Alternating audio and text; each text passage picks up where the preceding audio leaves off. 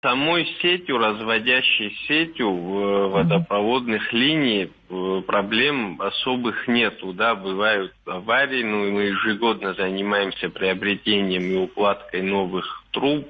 У нас основная проблема — дефицит самой воды, то есть дебита воды становится крайне недостаточен. Нужно строить новые скважины, нужно дооснащать существующие водонасосные станции скважинами, насосным оборудованием.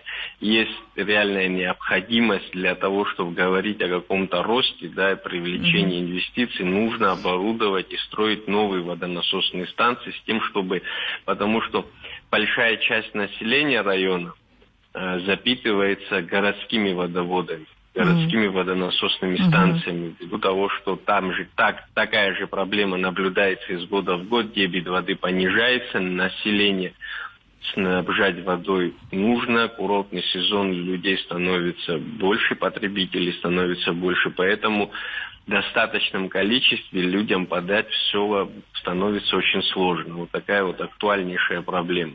Вот я думаю, что в скором времени в селе в Каманы, где у нас насосная станция, которую мы обеспечиваем часть села Басват и почти 90% населения села Яштов, это огромное село, с республиканского бюджета планируется выделение средств на устройство 4 скважин для того, чтобы увеличить дебит воды, и мы могли полноценно подать в нужном объеме воду для того, чтобы население не испытывало таких трудностей, о которых я говорил ранее.